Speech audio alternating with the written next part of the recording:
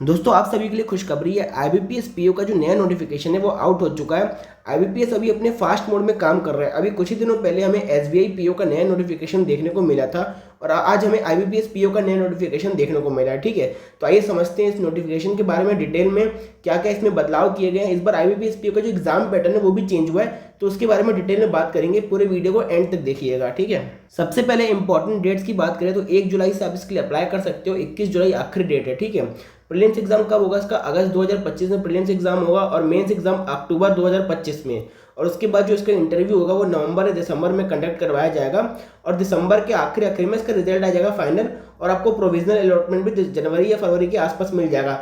ये जो पूरी टाइमलाइन है एसबीआई पीओ की जैसी टाइमलाइन है, इसका मतलब आपके लिए बहुत बेनिफिट होने वाला है। अगर आप एसबीआई पीओ की तैयारी करोगे तो साथ में आपकी आईबीपीएस पीओ की भी तैयारी हो जाएगी, क्योंकि एसबीआई पीओ का जो लेवल रहता है वो एक लेवल ऊपर रहता है। अगर आप अपर लेवल की तैयारी करोगे तो जो लोअर लेवल वाले एग्जाम्स है वो सारे आपके कंप्लीट होते जाएंगे, तैयारी होते जाएगी। ठीक है, तो आपका अच्छी अपॉर्चुनिटी है अगर आप आईबीपीएस पीओ और एसबीआई पीओ दोनों को टारगेट करके चल रहे हो। ठीक है, उसके बाद इंपॉर्टेंट चीज़ की बात करें, यहाँ पर सबसे पहले बात करें तो आपको सैलरी तो पता होगा, फिर 70 to 80,000 के आसपास सैलरी मिलती है और ये सारे पार्टिसिपेटिंग बैंक्स हैं। ये जो पूरे नोटिफिकेशन की पीडीएफ है मेरे टेलीग्राम में मिल जाएगी।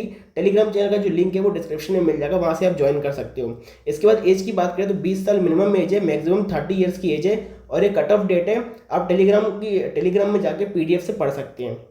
उसके बाद इंपॉर्टेंट चीज़ की बात करें, जो सबसे इंपॉर्टेंट चीज़ है वो एग्जाम पैटर्न में चेंज। तो क्या चेंज हुआ है वो देखते हैं। लेकिन उससे पहले आपको पता है कि सिविल स्कोर सब में आजकल चेक करने लगे हैं बैंक वाले, तो आपको सिविल स्कोर अच्छी रखनी पड़ेगी। अभी एसबीआई क्लर्क में भी सिविल स्कोर वो चेक कर रहे हैं, तो आईबीपीएस पीओ में भी वो सिविल स्कोर चेक करेंगे, तो आपको अच्छी सिविल स्कोर अच्छी मेंटेन करनी पड़ेगी। फॉर्म फीस की बात करें तो 850 रुपये बाकी लोगों के लिए और ST SC PWD कैंडिडेट के लिए 175 रुपीज़ है।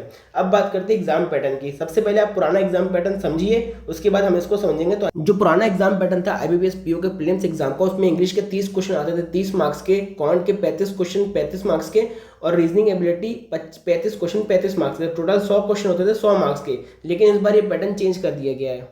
इस बार जो रीजनिंग है उसके मार्क्स बढ़ा दिए गए। रीजनिंग के क्वेश्चन तो 35 ही आएंगे, लेकिन 40 मार्क्स कर दिया गया उसको। कॉन्ट के 35 क्वेश्चन 30 मार्क्स, मतलब कॉन्ट का वेटेज कम कर दिया मार्क्स में और रीजनिंग का वेटेज बढ़ा दिया गया। और इंग्लिश के 30 क्वेश्चन आएंगे 30 मार्क्स के। टोटल 100 क्वेश्चन होंगे 100 मार्क्स के, 60 मिनट का टाइम मिलने वाला है। बाकी सारी चीज़ें सेम रहेगी, सेक्शनल कट ऑफ भी रहेगा, नेगेटिव मार्किंग भी रहेगी।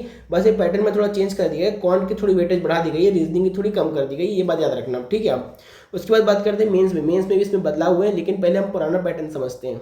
मेंस में हमारा क्या पैटर्न था? टोटल क्वेश्चन 155 क्वेश्चन आते थे और 200 मार्क्स का पूरा पेपर होता था। ठीक है, जिसमें रीजनिंग के 45 क्वेश्चन आते थे 60 मार्क्स के, जनरल इकोनॉमी मतलब जनरल अवेयरनेस समझ सकते हो उसके 40 क्वेश्चन 40 मार्क्स के, इंग्लिश लैंग्वेज के 35 क्वेश्चन 40 मार्क्स के, और जो मैथ्स है कॉन्ट है उसके 35 क्वेश्चन 60 मार्क्स के आते थे। ठीक है, और जो डिस्क्रिप्टिव है उसमें लेटर राइटिंग और ऐसे आती थी जो कि 25 मार्क्स के होते थे। ठीक है, ये 2 चीज़ें उसमें आती थी। अब लेकिन नए पैटर्न में सारी चीज़ें, जो ये मेंस का नया वाला पैटर्न है उसमें बहुत ज़्यादा बदलाव हो गए हैं। रीजनिंग के पहले 45 क्वेश्चन आते थे, उसको अब 40 कर दिया गया। ठीक है, मार्क्स में कोई चेंज नहीं, 60 मार्क्स का पहले भी था अब भी है।